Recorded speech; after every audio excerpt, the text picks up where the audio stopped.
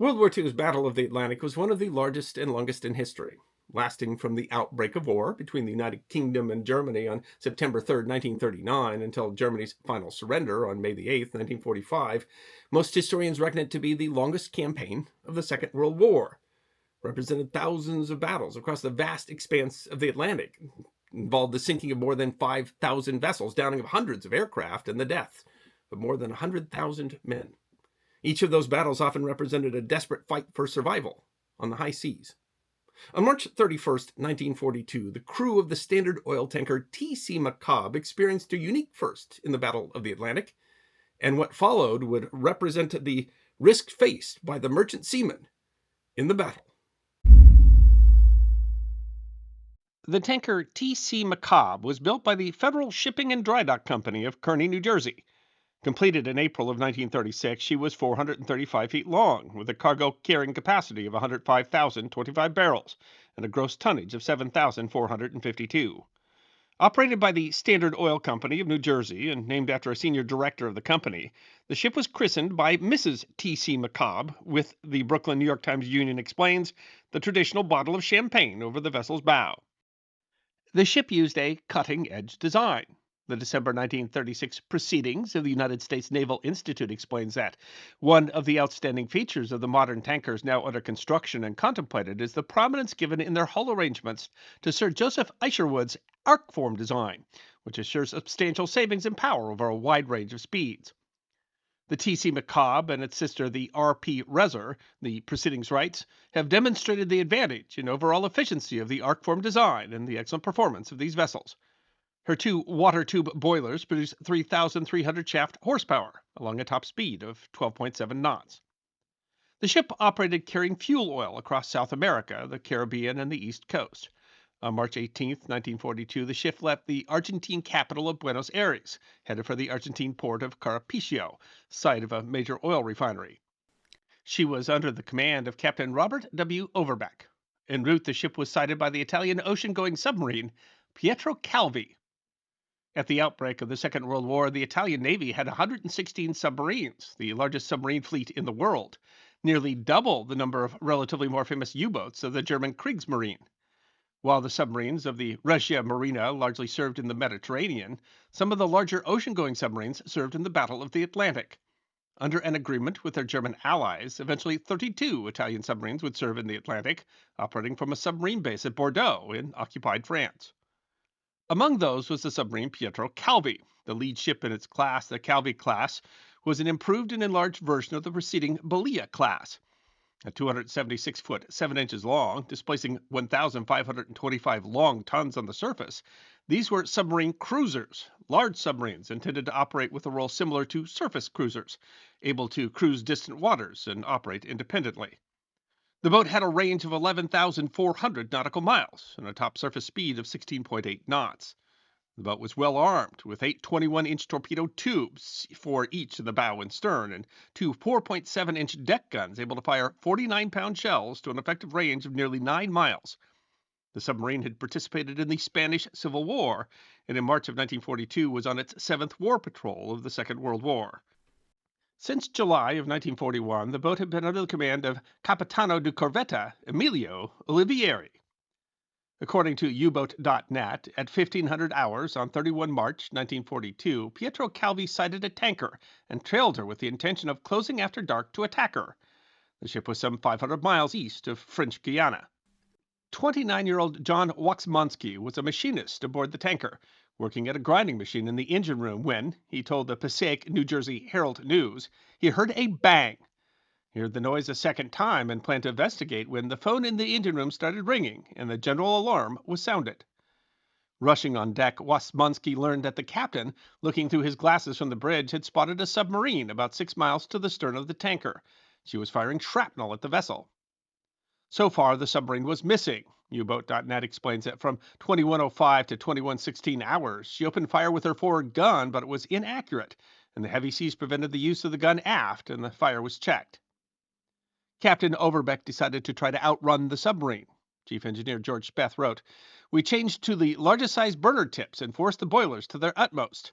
The captain telephoned and asked if I could move her up any more. When I replied that she was opened up as much as possible, he said, "The submarine is gaining on us." Waxmonsky told the Herald News the nearest port was about 700 miles away. The sun seemed to be blinding the gunner on the sub's deck, and the captain maneuvered the ship so that the sun remained in his face. Waxmonsky said the sun must have blinded him because he missed about 20 shots. Captain Overberg sent out a distress call, but Waxmonsky reported no help came before sundown. "We made a run for it," he said, "but when the sun went down, the U-boat's aim improved." It's best estimated that the ship was struck at least 10 times by shells. Finally, Overbeck, realizing that he could not outrun the submarine, who kept peppering the ship with shrapnel, gave orders to his crew to abandon ship. Launching lifeboats at night while under fire is not a simple task. Waxmonsky said that the firing did not cease while the boats were being launched. The ropes fouled while one of the boats was on its way down, and it capsized, dumping all but 2 men into the sea. Waxmonsky's boat made it safely to the water and began to rescue the men who had been thrown into the sea. A second boat also made it safely to the water, only to find that it had been punctured full of holes by the shrapnel. However, the boat was able to remain afloat because of air tanks inside. Together, the two boats rescued the men who were thrown into the water or had climbed into the foundering first boat. The process became difficult, the captain reported, as the sharks were so numerous. After dark, the submarine approached. Waxmonsky was concerned as there were rumors that submarine commanders would machine gun survivors. He told the Herald News, "The commander of the submarine, however, seemed to be more anxious to destroy the ship than to machine gun the crew." Waxmonsky says he didn't bother us. Instead, the submarine sank the TC McCobb with 4 torpedoes. Overbeek's report is quoted on the website Visser's International SO Tanker site. Shortly after dark, on March 31st, the TC McCobb began to settle stern first into the sea. She came upright with her bow sticking out of the water and stayed in that position for about 30 minutes. We saw a number of small fires aboard the tanker. By 9:15 p.m., we could no longer see her. She had finally slid down under the surface. The TC McCobb thus had a unique distinction.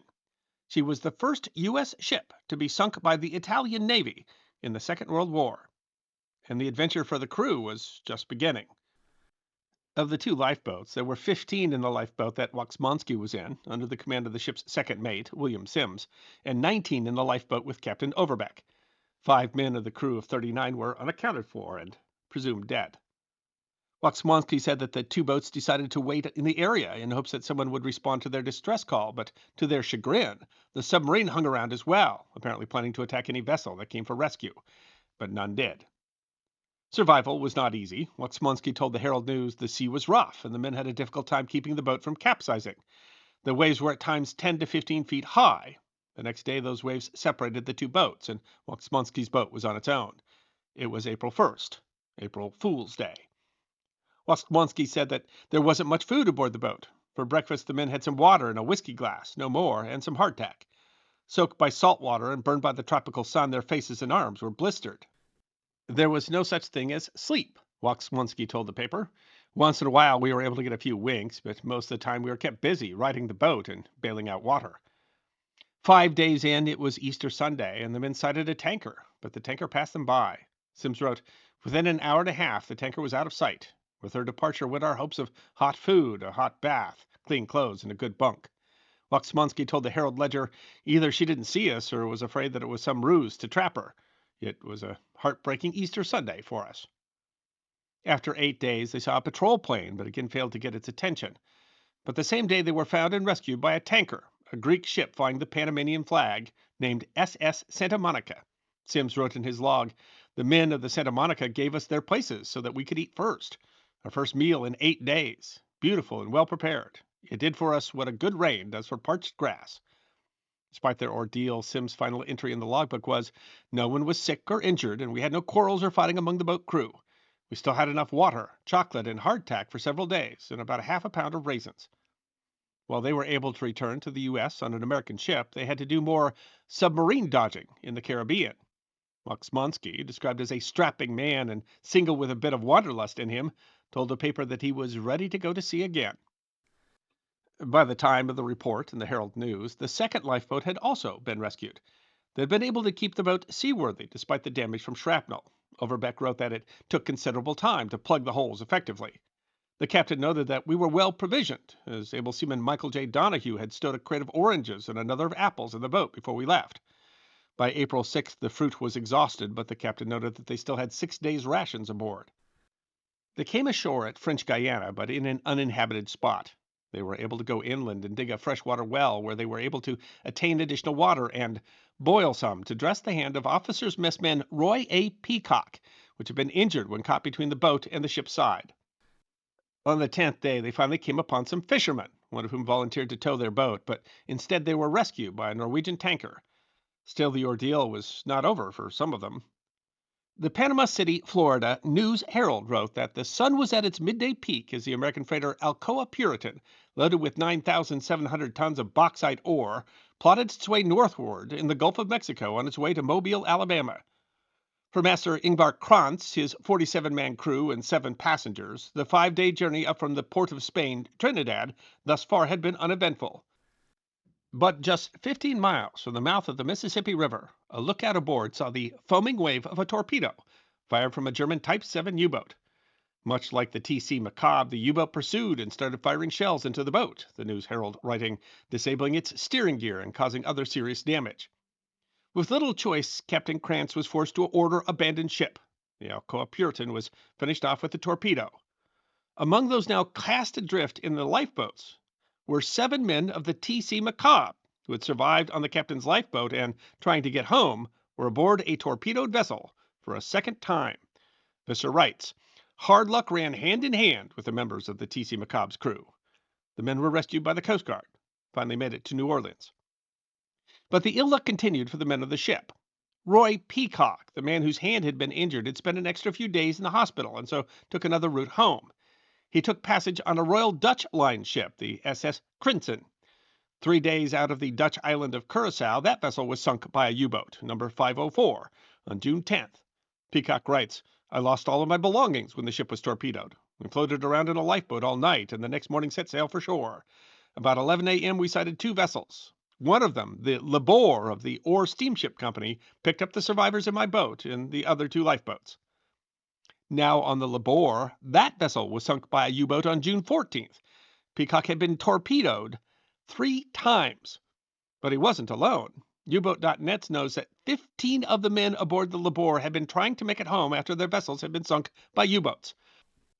Survivors were then picked up by the U.S. Navy patrol boat USS Erie. Peacock finally made it home aboard the Chilean line's MS Calliope on June 29th. But that was still not the end of the story for the crew of the T.C. McCobb. It seems that while the 5 men accounted for had been assumed to have died in the sinking, in fact 3 of those made it to a raft. The New York Herald Tribune reported, a submarine struck one night in the Atlantic with shellfire, followed by torpedoes to finish off its victim.